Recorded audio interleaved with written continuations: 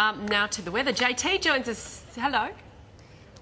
Good morning, Nat. Morning, Koshi. Morning, Brett. Morning, Beck. Good morning, everybody. Morning, Gee, hasn't it been a massive weekend in terms of fires? There have been fires across New South Wales, Victoria, South Australia, and we're only just getting into summer. You know, this is something that happens in Australia every year. Sometimes there is nothing you can do about it, and in that case we'll find out what you should do if you're caught in a fire, but there are lots of things you can do to prevent a fire near your place, and these are the guys and girls who are going to teach us about it this morning. We're with the Rural Fire Service in New South Wales today, and don't you love Australians when you say the camera's going to be on in a second? Like, everybody has turned around and pretended to do something, not looking at the camera. Give us a wave, guys. Go on. Yay! Let's see what the weather's doing around the country today. So if you don't have a fire plan in place for your home, well, this morning we'll teach you how you can create one so you're ready if that does happen. And this is Australia. It happens all the time, doesn't it? Yeah, that's fabulous, JT. And everybody get their kids watching it as well, because at school they learn to get down low and go, go, go and all that sort of stuff. Yeah, isn't it? it's You've got to have a plan. And one of the people hit this morning in Victoria said, we just never, ever thought this fire would come through our near our house. Yep. A really big weekend for our rural fire services in New South Wales, Victoria, South Australia. Fires burning everywhere. So we thought this morning we'd just discuss what you should do in the case of fire. Lynn Liston is with the Rural Fire Service, a Community Safety Officer. And we talk about having a plan in place. Yep. But what exactly is a plan and what do people need to do? Okay, so basically it's a bushfire survival plan that we want to try and get people to fill out or to actually have in the back of their mind. So we're looking for them to discuss with all their family members what they're going to do in the event of a fire, whether they're going to leave early or stay and defend their home.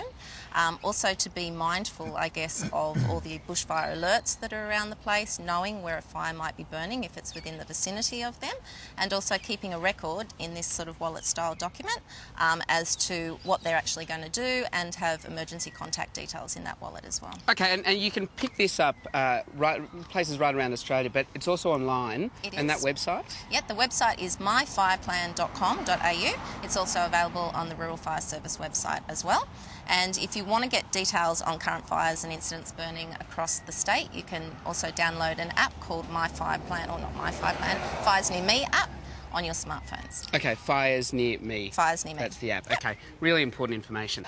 Look, we hear the term watch and act a lot at the moment when there are fires around, so what does that actually mean? Okay, so watch and act basically means that there's a fire burning within the vicinity of where you're living and your property, and so we sort of ask people basically to follow their bushfire survival plan then when they get a watch and act warning.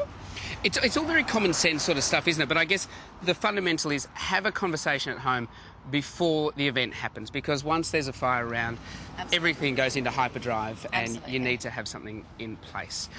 Thanks, Nat. As a motorcycle rider, how cool is this bit of kit? I love it. I love it. And I've actually got the Commissioner of the RFS here. Shane, this is a new bit of kit for you guys this year. Yeah, that's right. We've got 4 trail bikes. It's a new trial for New South Wales. We've got 16 volunteers that are dedicated riders. They're agile, they're nimble, they can get into fire trails, they can get into areas a lot quicker than our heavier trucks. And the first question was, where's the water tank? But they've got this great bit of equipment that Simon is modelling for us there.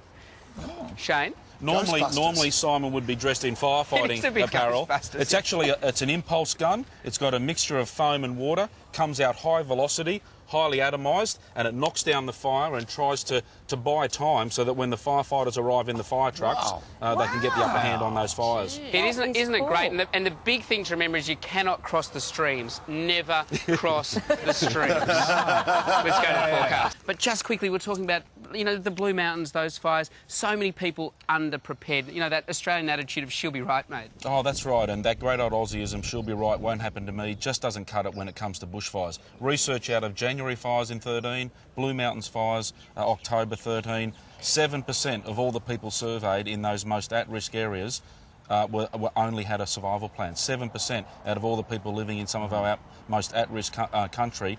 Complacency kills. Be prepared, have a conversation with the family and get that plan in order. Yeah, and myfireplan.com.au for more details on that. Yep. Thank you very much, Commissioner. Back to you guys. All right. So this is a fireman's hose. They're not just used for calendar shoots. They're also used for some serious stuff. Hey, my hat's off to Trent Miller. I've worked with Trent for so many years now, and he is an absolutely brilliant cameraman, as well as director, producer, and mate. So, congratulations, Trenny. Now, I want to, we all know what the hose does, but we want to show you that atomised water gun. So I'll show you. This is like the traditional one. Thank you. You got this, Hal? You right? Okay. Ready? You ready? Oh, wait. Sorry, I got to start it first, don't I? Okay. So that's the gun. That's the normal hose. But, thanks, God. Oh, no, thanks so much. But have a look at this. This is great. This is new technology. So this is what they're going to wear on the back of these bikes whenever you're ready, Simon. Yeah, so no worries. This is all self-contained, and this can be the front line of defence. How cool is that? It shoots the plane. Backfire, isn't it? That's what they mean when they say atomised. So it's basically this mist that just busts out onto any spot fires and shuts it down quickly. Really cool stuff that the Rural Fire Service have just got. So that mist puts the flames out? It's for spot fires and that sort of thing. So it just covers it and dampens everything really quickly. Really cool stuff. So, and it gives them a chance to get away for a moment. That's fabulous. Bushfire troopers, aren't they? Yeah, exactly right. Well done. Yeah, good morning, guys. Well, quite timely because we're actually hanging out with the Rural Fire Service in New South Wales talking about fire safety because, of course, we're going to have lots of incidents like we've had over the weekend with lots of bushfires across so many parts of Australia. So after the forecast, a little bit of a lesson about what to do if you're at home and you're caught in a fire service. And one of the big things that you guys do is teach kids what to do if they're caught in a house fire. Yep. So what are the essentials? The people in the household need to know the sound of the smoke alarm, what it means, and that if the house is filling with smoke, to get down low and go, and go out to your safe meeting place, which is normally at the letterbox out the front, and wait for emergency services after you've dialed 000. Fantastic. Thank you very much. Well, of course, fire season has started in Australia and there's so much going on, so some very important lessons this morning. Back to you guys. JT is with the Rural Fire Service in New South Wales for weather this morning. Been a great morning, JT. Officer JT. Thanks, Brett. I think Fast Ed's turkey might be burning. The crew and I were just watching the telly here at the Rural Fire Service and we saw that Love Actually is on at 8:39. We've made a date. We're all going back to Trent's hotel room. Beck, I hope that's okay. And we're going to watch it with you guys. And do the quiz, JT. Hey, it's Beck. We'll play the quiz. We'll play the quiz. Just on a very serious note for a moment, we are simulating what it's like if you're in a house. Like, kids, get down low, go. You know the drill. Go. That's the way. They use it. I've got to stay low. What am I doing? Why did I stand up? They use these, and thank you very much on open days, just to teach kids that you've got to get down low in the case of a fire. We've had a great morning this morning learning about fire safety, and we'll say goodbye to everyone after we look at the forecast. Around Australia, guys and girls like this, the volunteers of our Rural Fire Services do such a great job. Gee, they had a lot of work to do this weekend, and of course, over summer there's going to be more. So thank you for that, and thanks for having us this morning, guys.